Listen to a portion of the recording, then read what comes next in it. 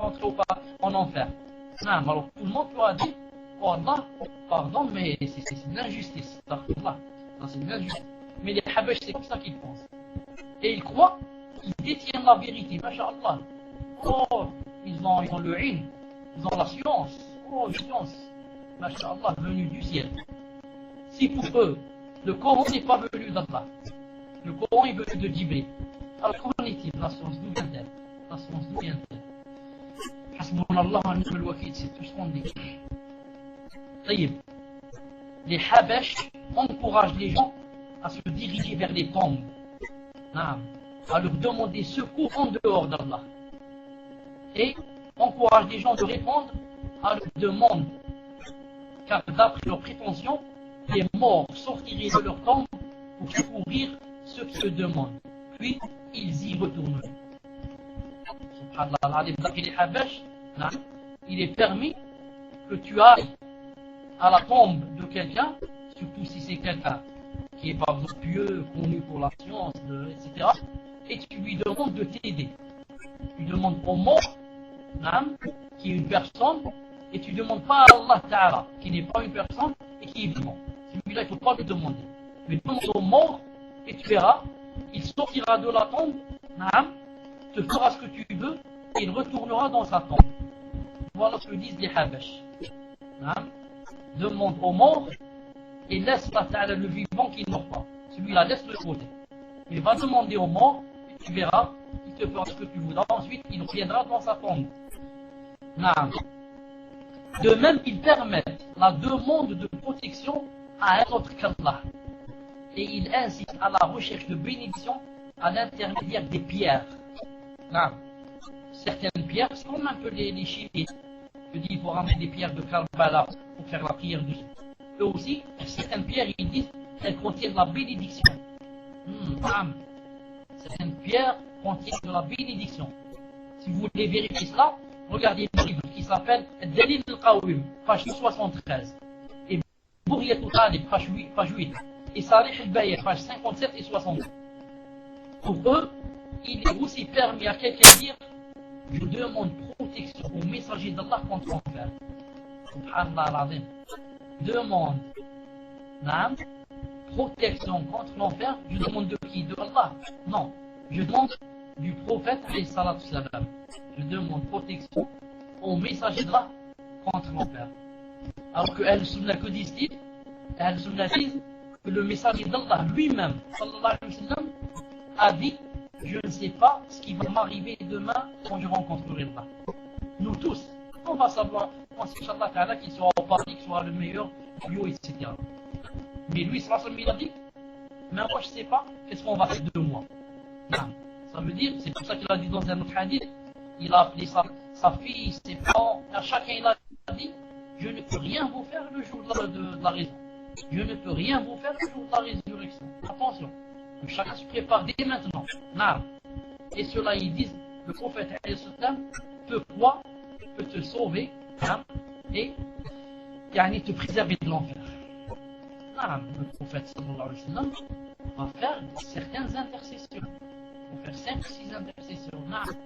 Mais ce n'est pas comme ça qu'on pense que, d'après eux, tu vas dans la tombe, devant la tombe, tu demandes au prophète de t'aider. Nous on dit, le prophète fera l'intercession demain quand on va mourir. Pas maintenant, je lui demande de me préserver de l'enfer. Autre chose aussi dans la Aqida, attendez, déjà il y a une salle de. Il y a une des salles d'Ahbash qui est ouverte maintenant. Elle s'appelle, attendez, comment elle s'appelle? Vous la connaissez aussi. Elle s'appelle Nour al-Islam. Elle s'appelle Nour al-Islam. Il y a 11 Habash à l'intérieur.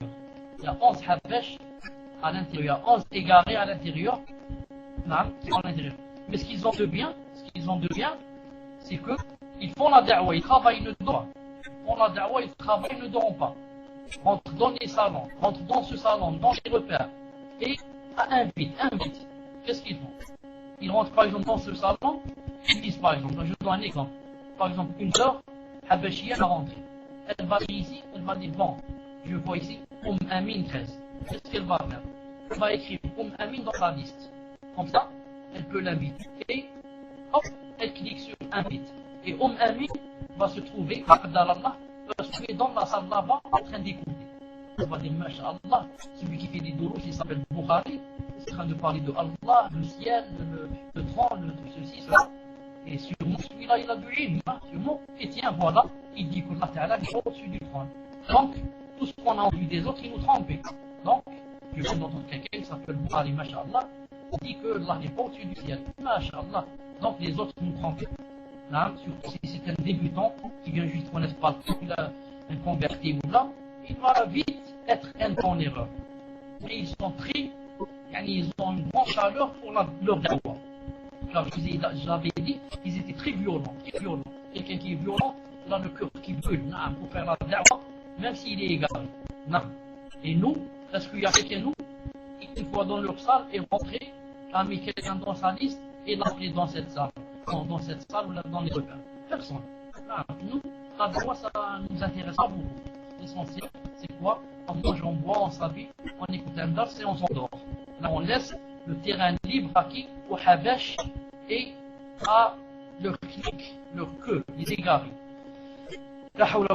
Si vous ne savez pas, moi je vous dis que le mois de congé que je l'ai passé, je ne l'ai pas bien passé. Car je le passais en pensant au ravage que faisait le silence est une sagesse. Le silence est une sagesse qui arrivait jusqu'à 50 des fois. Là, le salon a commencé après notre absence. Pourquoi? Il trouve le terrain libre. C'est pour ça que ce salon, le silence et la sagesse, a commencé exactement quand je ferme. Quand je vais fermer moi, il va ouvrir. Pourquoi?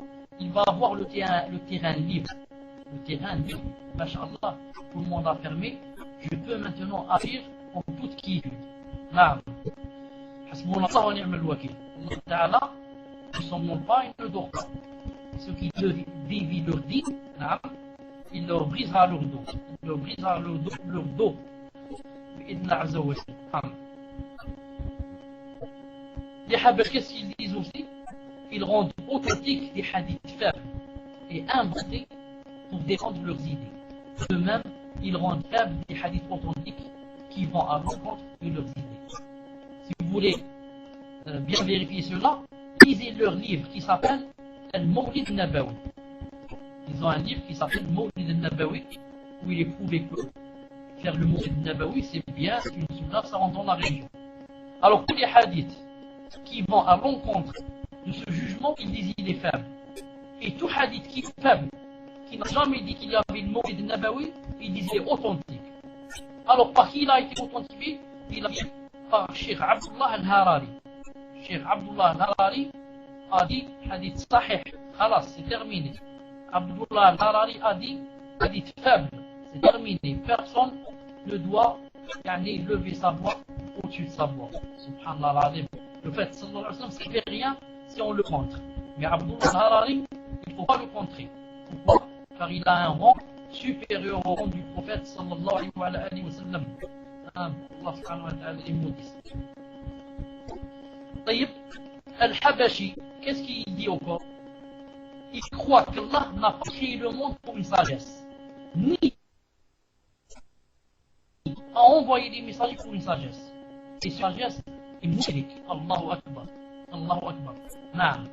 Toute personne, c'est un peu comme les Ash'arites, mais c'est plus exagéré. Les Ash'arites disent ça aussi, mais c'est plus exagéré. Ils disent les Habash, ils disent toute personne qui dit que Allah Ta'ala a créé le monde avec sagesse est un mushrik. Et que toute personne qui dit que Allah Ta'ala a apporté tel ou tel jugement, a dit ceci haram à cause de ceci haram à cause de cette chose, est un mushrik. Tu ne dois pas dire que la boisson alcoolique est interdite à cause qu'elle est ivre. Non, tu deviens mushrik. Tu dis pas, il ne faut pas faire, par exemple, telle chose, il ne faut pas, par exemple, faire la zina à cause de, ça se mélange pas, par exemple, non, ça c'est mushrik. Si tu dis que Allah Ta'ala a dit telle chose, on a jugé telle